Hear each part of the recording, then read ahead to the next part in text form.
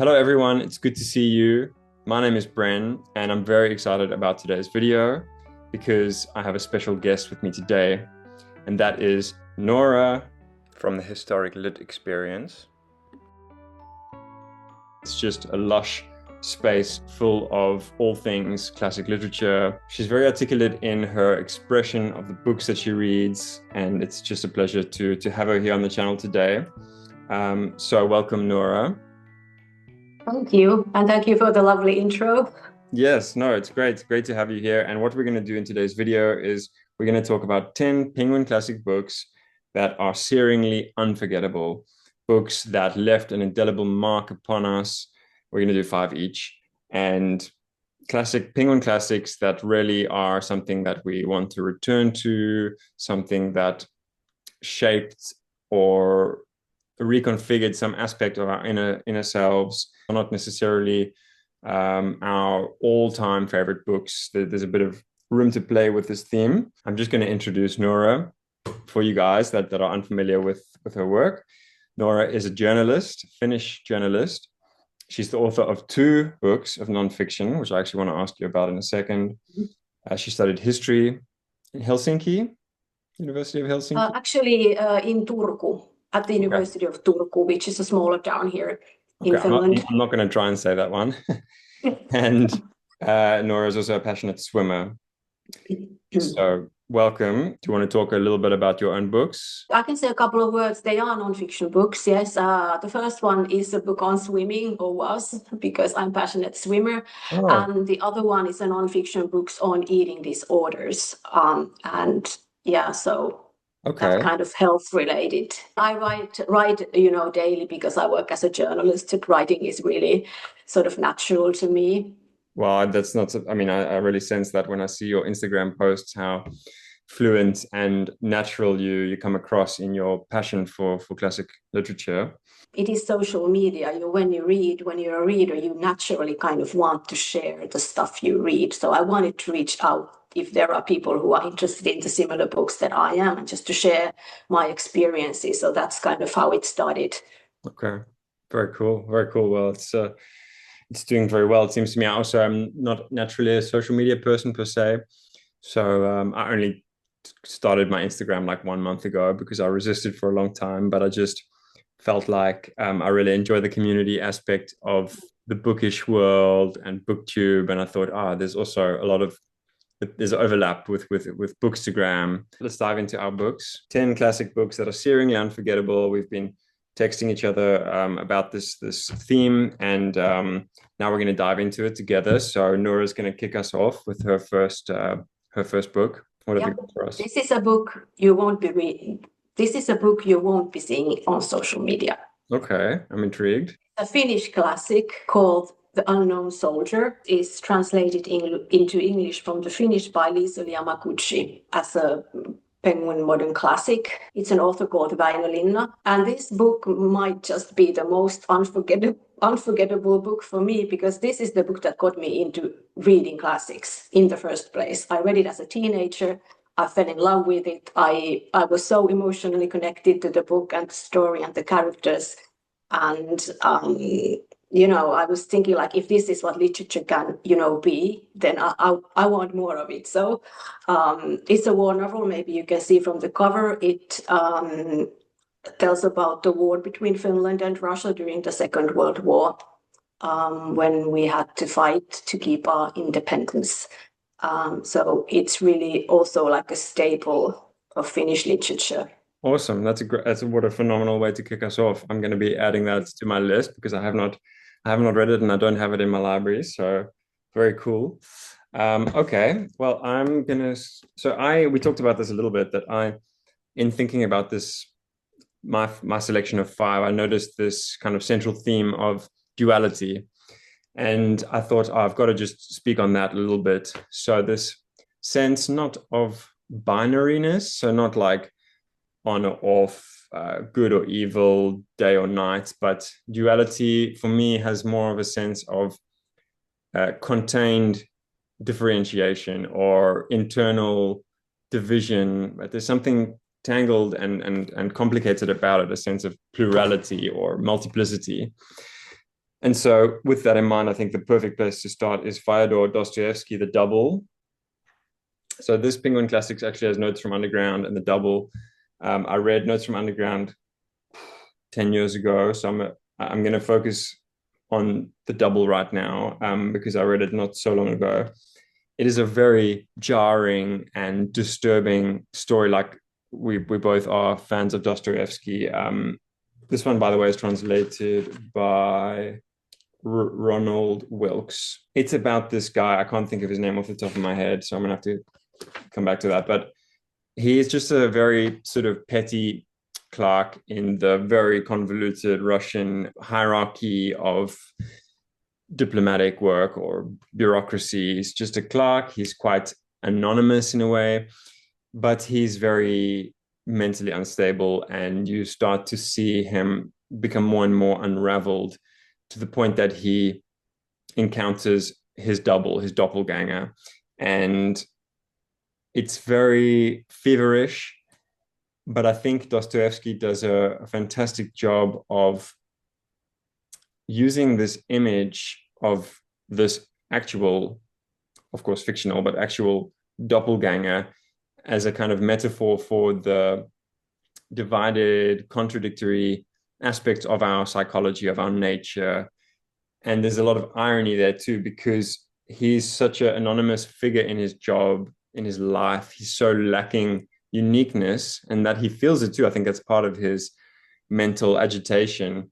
But when this double shows up to his job, to his office, and he says to his colleagues, but this guy is me, how can this be? And they say, yeah, but you're just a petty officer. So actually, it doesn't matter. You're all alike. So there's this strange irony in the weirdness of it, but the kind of banality of it as well.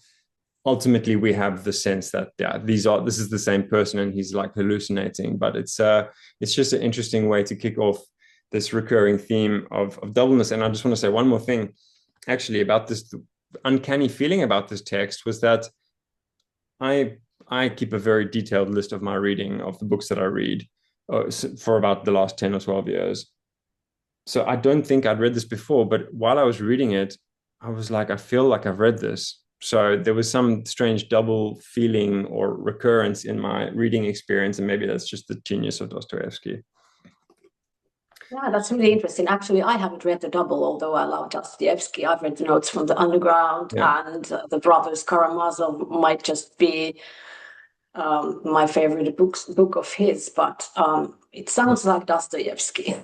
My next one is Jane Eyre. I wanted to bring it up because I guess this was the first translated classic that I ever read when I was a teenager, and translated, I mean translated into Finnish, obviously, because this is an English novel. It is amazing how popular this book still is. Like, it's all of the social media. It is unforgettable to so many people, and it's still really interesting to so many. So I think this is like one of the really, really timeless classics. And I've reread it a few times during the past decades, and there's always something new in it. And the book changes when I've been aging and changing as well. So, it is an unforgettable story, and you can see new sides to it. And I also have a sort of reading tip related to this, or maybe like an extra book, and that is The White Sargasso Sea by Jean Rhys.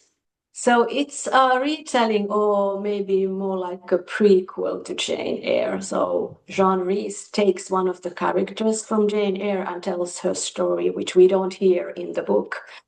And, this book was also unforgettable because when I read it, it completely, well, not completely, but it changed the way I look at Jane Eyre now. It changed the way I relate to the characters. So this combination is really, really intriguing and interesting for those of you who are watching who haven't, maybe read The White Castle Sea as well. So I kind of highly recommend this combination.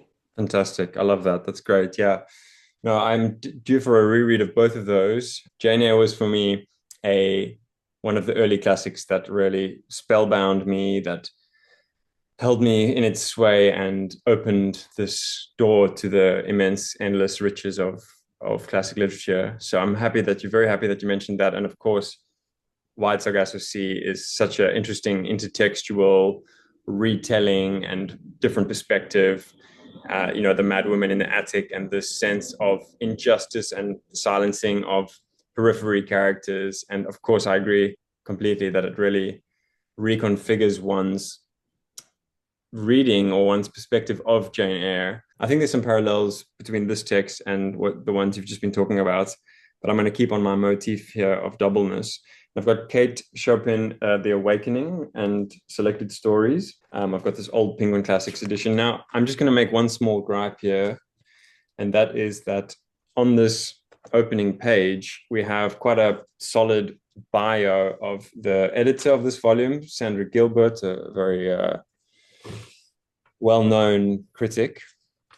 But for me, I think that Kate Chopin, this is her book. So for me, it's a bit of putting that Sandra Gilbert has this massive bio. It should be hers should be down here and a bit smaller, and we should have Kate Chopin up here. Anyway, that aside, this is an interesting sense of doubleness in a female figure who lives a very confined life, all of the trappings of upper class wealth and luxury at her fingertips, but it's a kind of golden cage. Her husband sees her as another accessory to his luxury and his property, and she feels understandably very thwarted and diminished by this claustrophobic life and this enforced role of you're just a stay-at-home mother and housewife. And she has a very expansive sensibility, spirit. She has an animated inner life and a very strong desire to express herself artistically.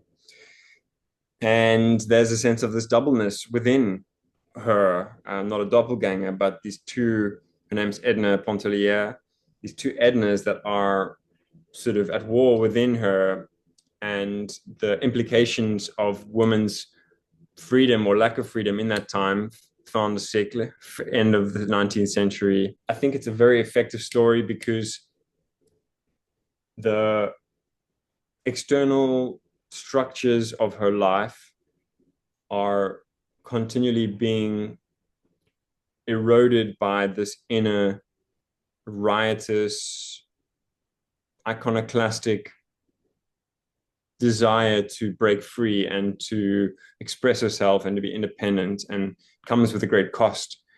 But it's so delicately and beautifully evoked by Chopin, and there's some interesting parallels between Chopin's actual personal life and the story and the legacy of the story.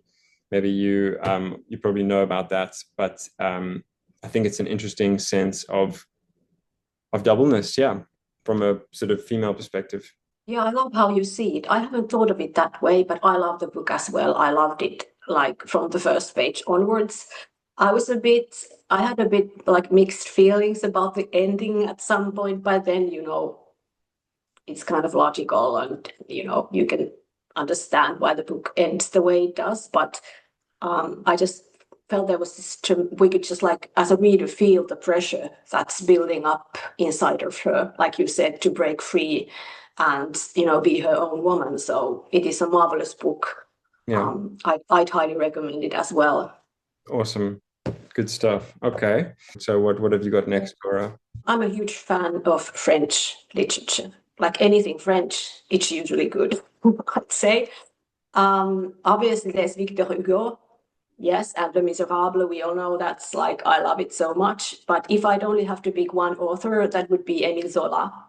Because I love dark novels, I love social novels, philosophical, psychological novels, and I love realism.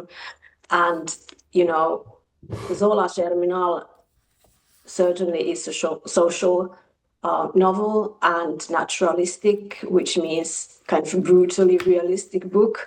It centers around coal miners in France, and Zola really exposes how horrible their working conditions were. And when you're reading it, you really sort of understand where the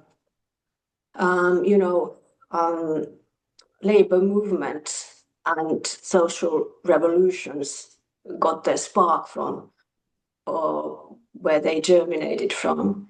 Germinal actually is a name of a month in a French revolutionary calendar, because they had their own calendar after the revolution. So Germinal is like, it would be the month of March probably, when everything is germinating. So, I mean, I absolutely love this novel, and just the way it really makes you feel for the workers, and how badly they were treated.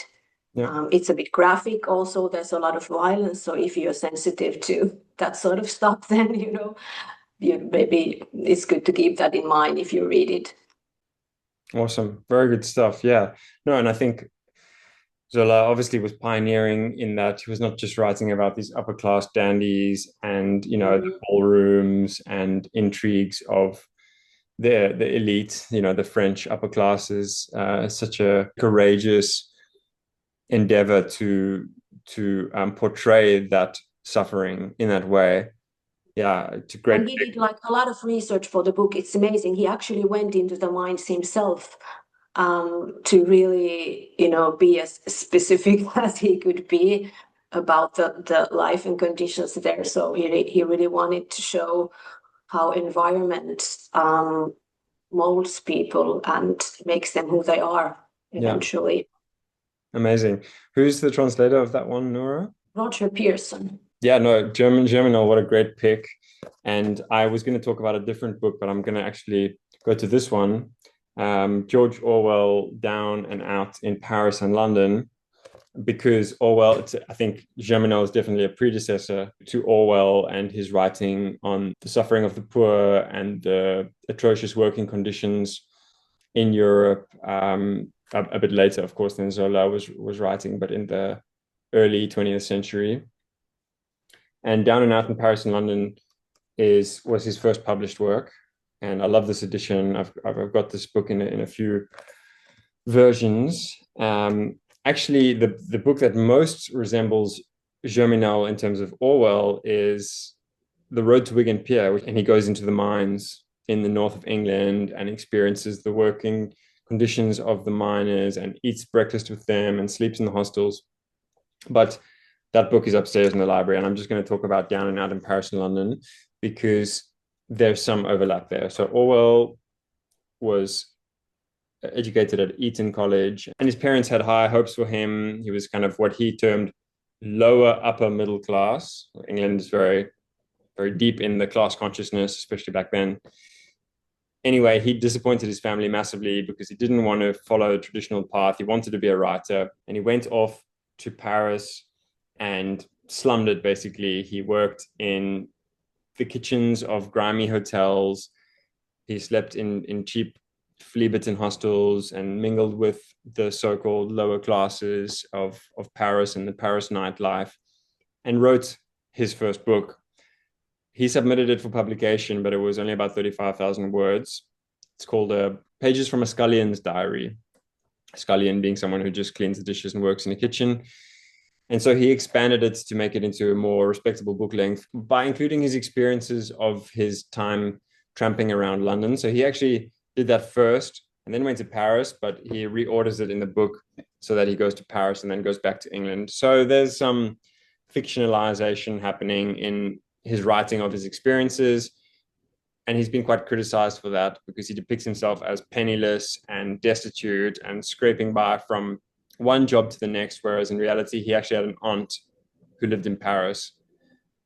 So he kind of suppresses some details of his life, but I think all writers do that in one way or another to a lesser or greater extent. But it's a beautiful story of a writer finding his voice by trying to speak up for those, less fashionable, less respectable types and showing their humanity. It's not caricature, although it is very funny at times. It is very raw and real. And it took him a long time to get this book published. He just was such an amazing writer of speaking up against suffering, against injustice. And I think this was such an interesting starting point. And my doubleness, because I'm just realizing I need to include my motif of doubleness, comes from the fact that he was a writer of upper middle class background and education, but he was living among the poor and the menial job type of people and associating with them. So there was this friction within him of class distinction and education, but a desire to be connected to them, to the people around him, and share their experience. And that doubleness is very interesting. Sounds really interesting. Yeah, I haven't read that one, but you made me interested in it. So good. That's what I'm here to do. I'm here to serve. Okay. What is your next one, Noora? My next one, actually, technically, it's the fifth one because I had two books when I was talking about Jane Eyre. But let's see if you allow me to definitely mention the sixth one. Definitely. But this is East of Eden by John Steinbeck. Now, I love everything John Steinbeck writes. His style is just so powerful. So East of Eden is like the ultimate good versus bad story, which I love. Also, really interesting biblical retelling of brothers Cain and Abel. And it's just really powerful. And you also have like one of the worst villains in all literature, which is a woman called Kathy, a monster, like Steinbeck is her. So I was just so taken by this novel because I love all things good and evil. So this is like even better than John Milton's Paradise Lost, which I also love tremendously. I highly recommend reading some John Steinbeck's books. Awesome. Yeah, no, great pick. I was going to talk about Steinbeck as well. I was going to talk about The Red Pony, one of his lesser known, and shorter novellas. In the end, I'm not going to, but great pick. And I prefer Steinbeck to John Milton too. So yeah, his writing is amazing. Paradise Lost is amazing. It's like I often see people saying that, it's too difficult. It isn't. My mother tongue is Finnish and I read it in English. I could understand at least some part of it. So another recommendation. Yeah, no, I mean, the figure of Satan is very memorable and striking. And I see so much of that prototype in other villains elsewhere in fiction. So, okay, that's you're definitely allowed another one. I wholeheartedly give you that license. I'm going to talk about Robert Louis Stevenson, The Strange Case of Dr. Jekyll and Mr. Hyde in this Penguin Classics. This one has other tales of terror as well, such as Olala and The Body Snatcher. And it's, again, this sense of doubleness contained within what I love about the primary text here, Strange Case of Dr. Jekyll and Mr. Hyde, is that he took this Gothic tradition and its sense of otherness, these old, moldy, crumbling castles and vampires, and he brought that into London, and not only into London, but into a Londoner, into Jekyll, this respectable, intellectual figure, who is admired by the people in his milieu, but yet he has this terrible secret and this dark side of him, and the questions that Robert Louis Stevenson raises through this wonderful, eerie, distorting, disturbing text is just phenomenal. And it's, I think,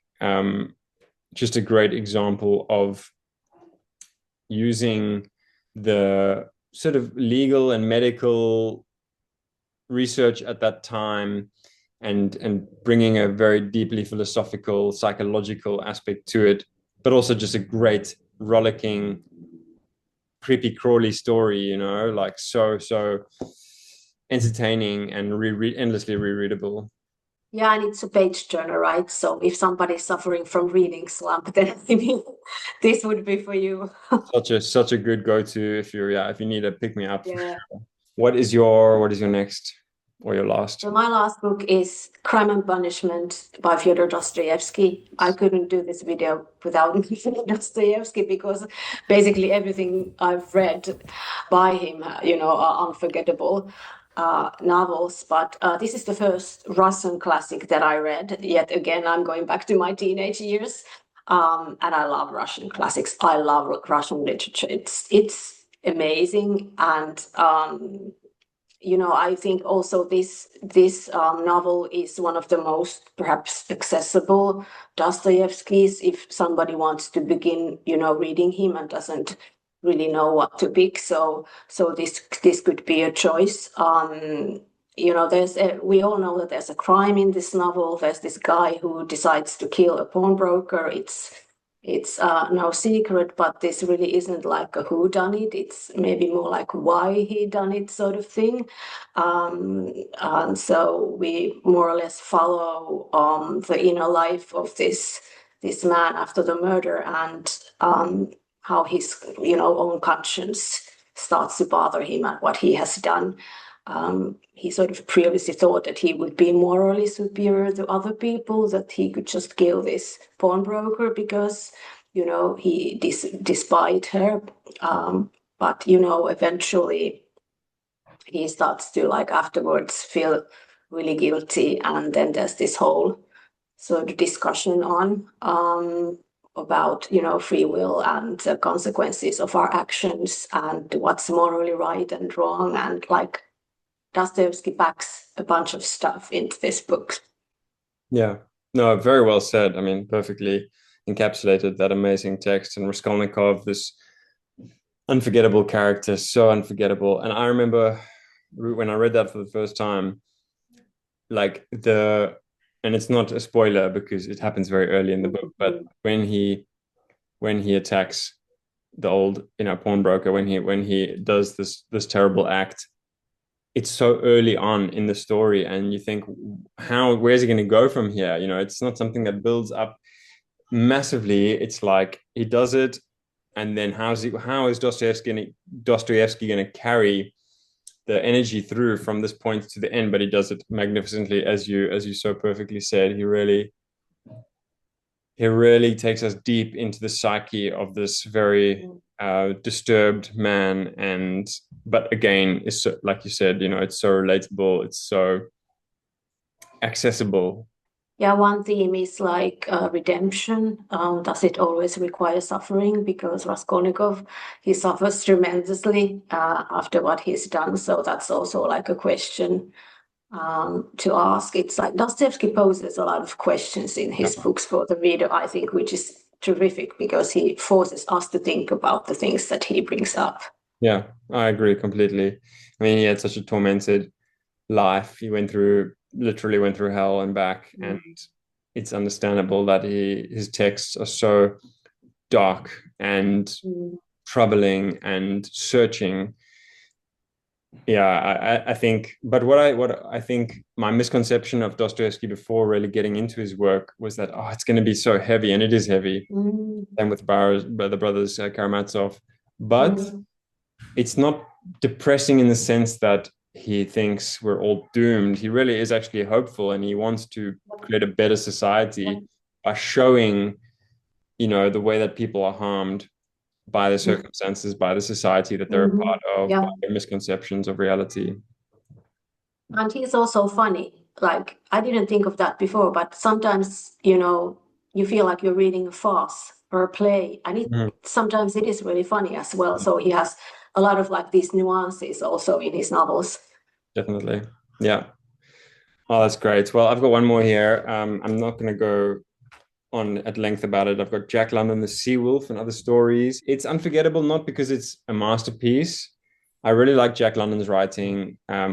Books like White Fang are really, really exceptionally good, with a lot of feeling and descriptive prowess.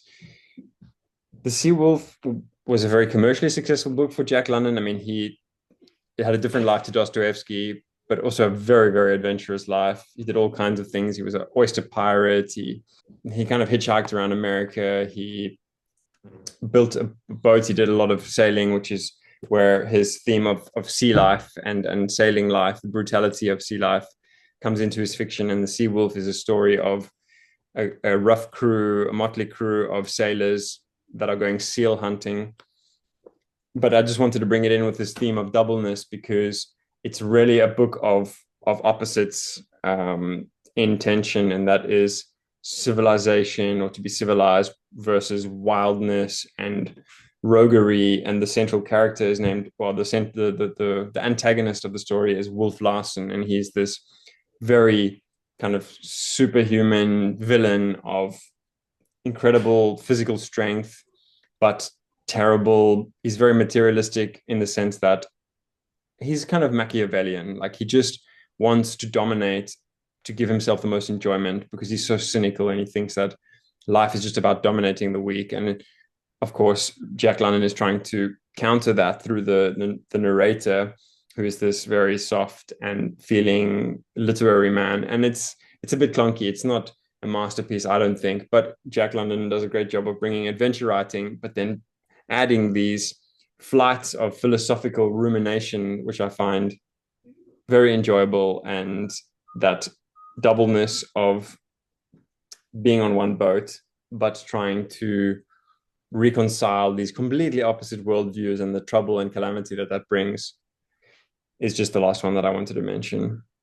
That sounds super interesting. Like, Jack London has been on my TBR for like forever. Noora, I just want to thank you so much for doing this with me. It's really, really fun to talk classics, Penguin classics, with you.